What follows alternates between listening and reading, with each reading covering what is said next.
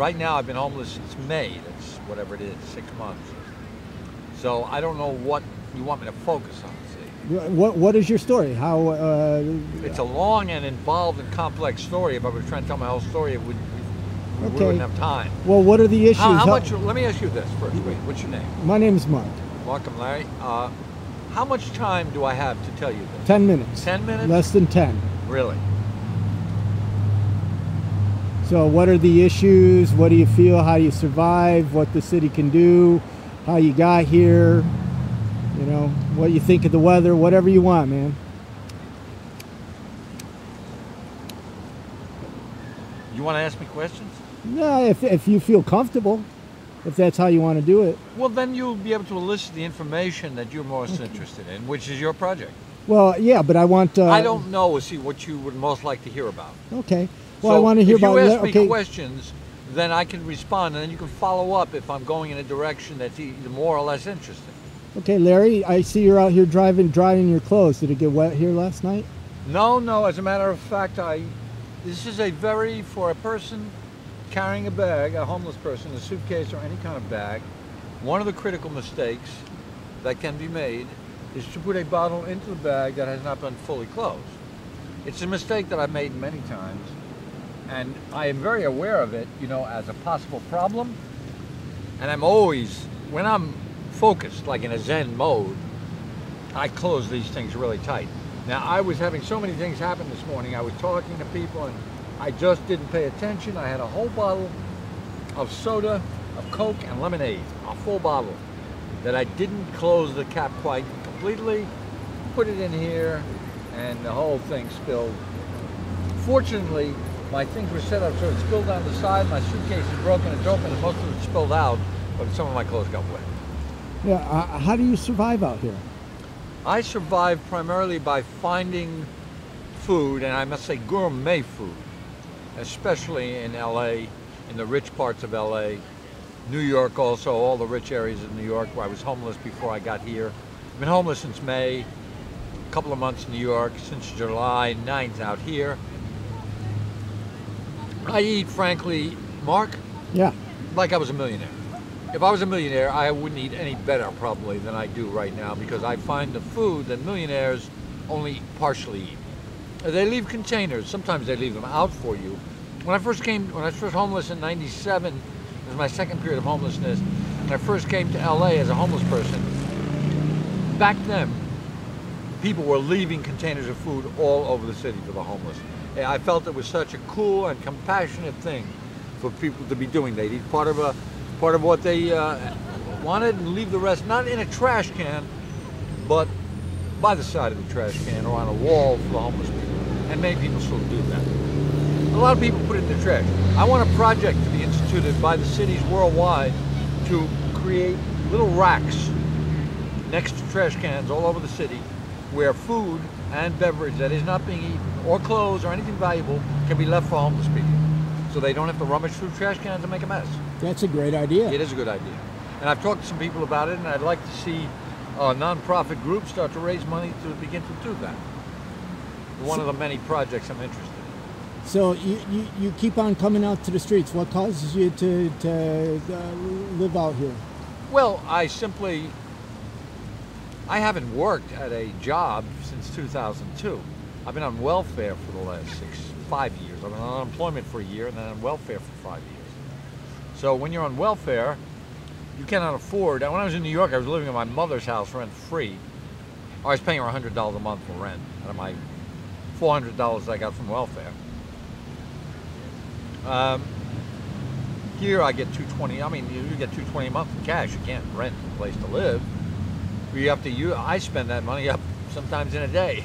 I've got so many things to buy, and I party when I get the money, you know, and I give it to people. We party together. I mean, when I got my food stamps the first time a couple of months ago, I spent a day up in Castlemar with a bunch of homeless friends and spent about $60 on a picnic for us, you know. I mean, there's a great generosity amongst homeless people. It's not like what you see except amongst the best friends of people who have money. You know, when homeless people are really tight and they're really cool, it's joint, like Spike Lee joint. You know, everything is a family thing. You know, if I've got the money today, I pay. Look, I have homeless friends up in Hollywood. Really cool brother Glenn. He gets $1,000 a month. When his 1,000 comes in, it don't last more than a few days sometimes because he takes care of the needs of the whole community there. This is the way it is with homeless people. He's been on the street for 15, 20 years in Hollywood. Him and Carlos, his best buddy, who's been on the street for 25 up there. They're the fathers of the Melrose, Fairfax, Hollywood homeless scene. They are extremely sophisticated, cool human beings who've been able to live happily on the streets here for many, many years. They both get SSI, they get $1,000 a month. Like I say, it's not just for them.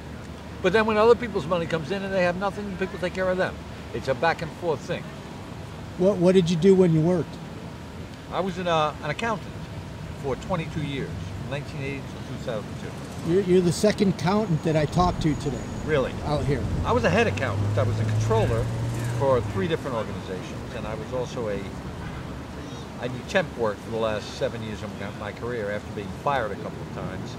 Not for anything I did, but just because there were some evil people who wanted me out, and for their own selfish purposes, and they lied about stuff I did. And I lost a couple of jobs, and after those firings, I was 47 years old at the time. It was real hard to get another job, another full-time job. You're that old, and you've been fired a couple of times in 2 years. I got fired in '93 and then also in '95 by the same kind of low-down characters. You know, which are all over the business world. People who, the second person who fired me, she was the administrator in a law firm. When she came in, she boasted about how she got to where she was by stabbing people in the back. She openly just admitted that she was just an evil bitch, you know. So when you're dealing with someone like that, I mean, what chance do you have? You got about 2 minutes left. What else would you like to know? I'd like to know about Larry. Well, Larry is 62 years old next Sunday. Wow, what are you going to do for your birthday? I don't know.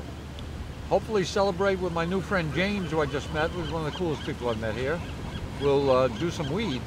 If my money will last, I get money on Wednesday, and I'm going to spend a lot of it on marijuana, to be honest with you, and try and use it very discriminately. I'm going to go to Topanga Canyon and try and meet some of the old hippies up there and see if we can have old-time, you know, being kind of spirit, which is what's really still on the streets here. I mean, it's like the 60s being, you know, where people just hung and everything was shared, you know, like Woodside. Well, I know when I was on the streets, I had to forget. I couldn't go a day sober. Yeah, well, I can. No, I don't need to do any of that. I rarely get high or drink. I mean, I don't have the money for it. I mean, and I don't need it. You know, it's not like I don't beg money almost ever. I mean, I might beg a dime or a nickel if I'm short something. If I need to buy cigarette papers, I'm a quarter short, I'll ask somebody for a quarter, and that's about it. I don't go around. There are people who make $100 a day or more just sitting there with a begging sign in the city. I have known of a number of them. I've heard people make more than that. That to me is abusing the position of being a homeless person. I mean, it's a racket. I'm homeless. I'm going to ask you for what I need. I'm going to try and find it first myself. I'm a forager primarily as a homeless person. I forage. I try and find the resources that have been left on the street. I work. So how long do you think you'll be out here this time? Until I meet a person who will lend me $10,000 to start the business I want to start. Buying cars here, selling them in New York City. Oh. Buying used Mercedes and BMWs actually here and selling them in New York. Well, your final thoughts, you got about 15 seconds. My final thoughts are I thank you very much for the conversation. I enjoyed it, and good luck to you, brother, and your project.